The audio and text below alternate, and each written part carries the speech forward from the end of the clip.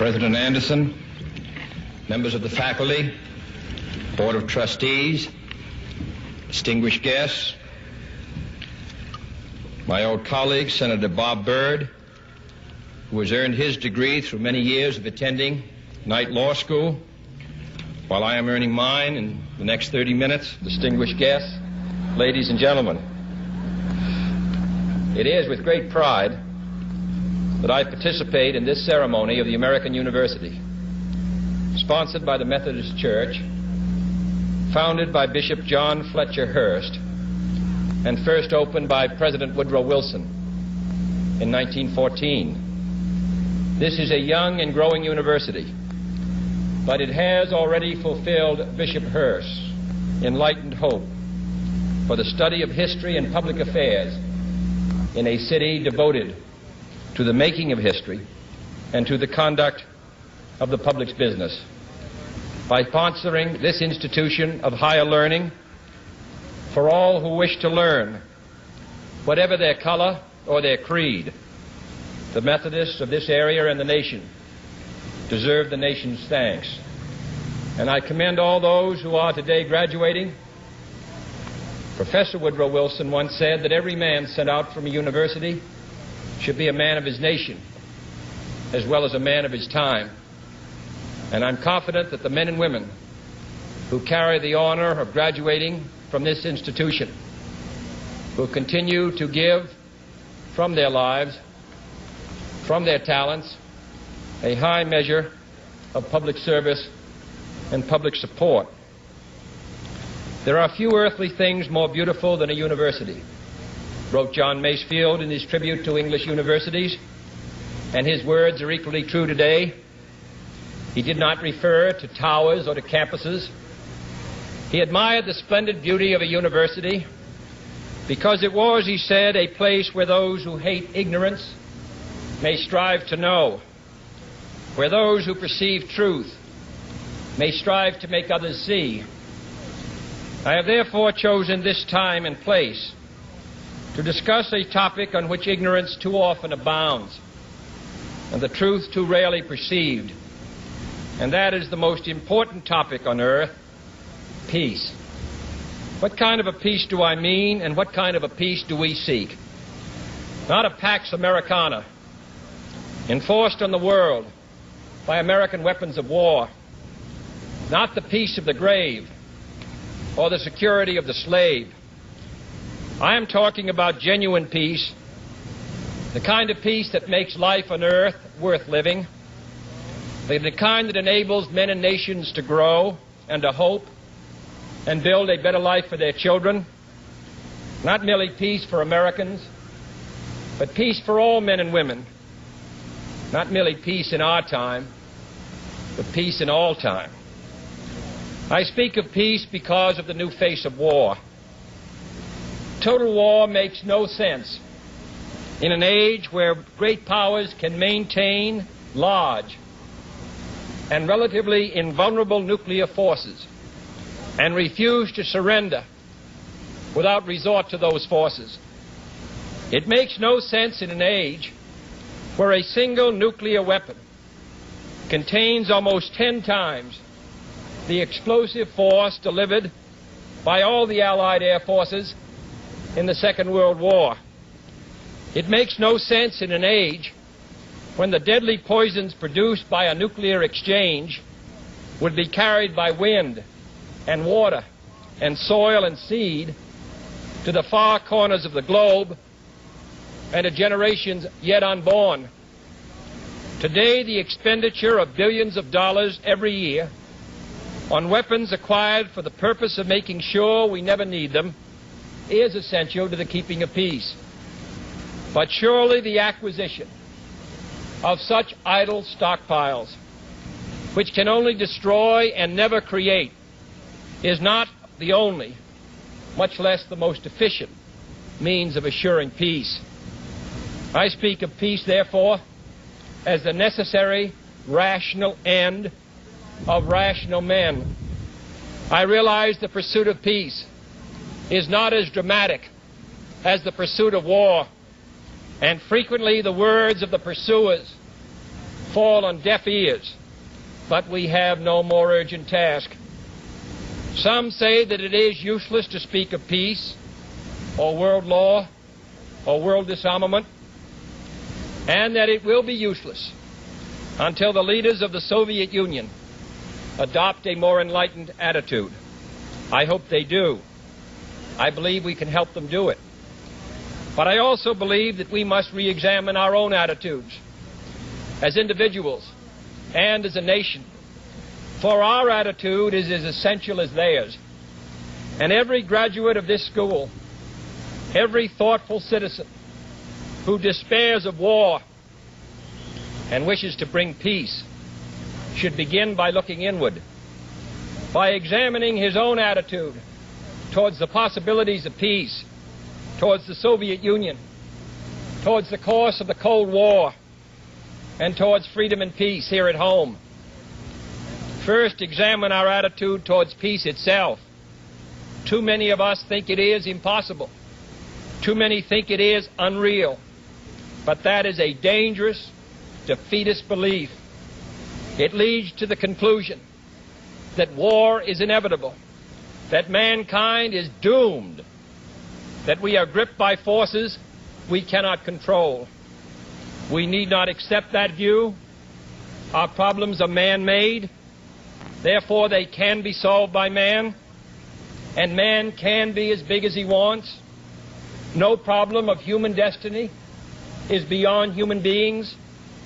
Man's reason and spirit have often solved the seemingly unsolvable, and we believe they can do it again.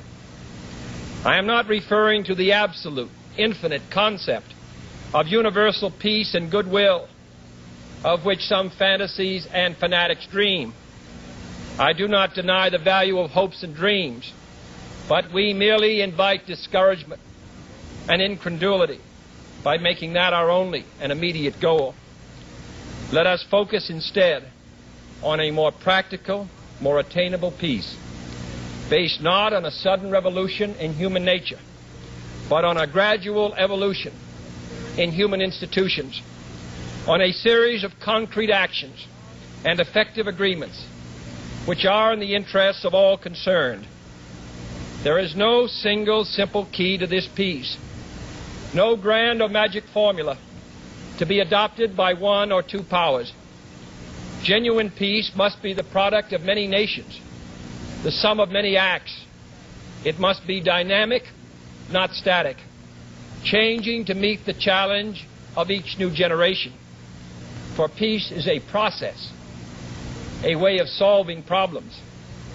With such a peace, there will still be quarrels and conflicting interests, as there are within families and nations. World peace, like community peace, does not require that each man love his neighbor.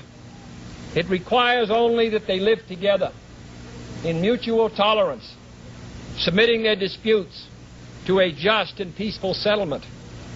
And history teaches us that enmities between nations, as between individuals, do not last forever.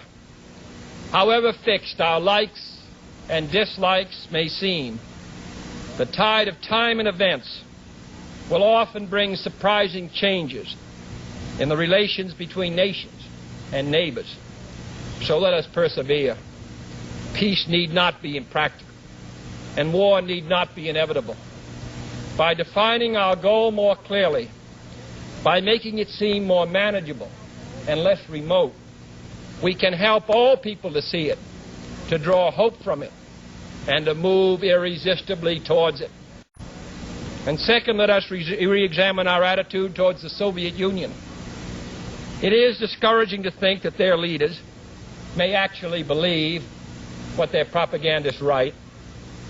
It is discouraging to read a recent authoritative Soviet text on military strategy and find on page after page wholly baseless and incredible claims, such as the allegation that American imperialist circles are preparing to unleash different types of war, that there is a very real threat of a preventative war being unleashed by American imperialists against the Soviet Union, and that the political aims, and I quote, of the American imperialists are to enslave economically and politically the European and other capitalist countries and to achieve world domination by means of aggressive war, unquote.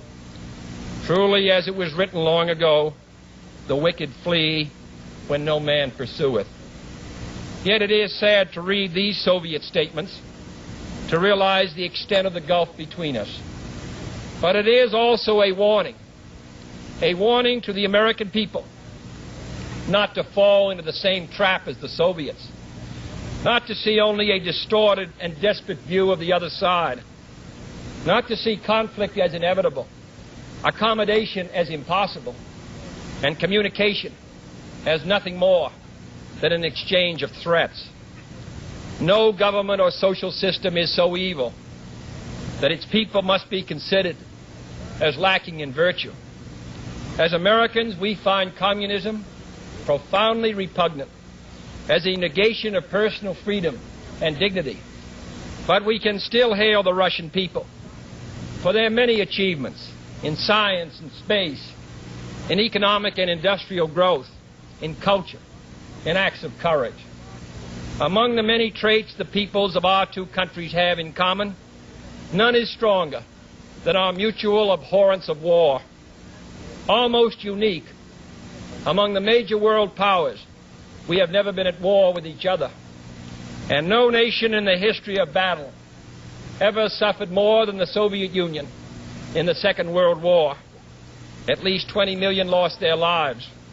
Countless millions of homes and families were burned or sacked.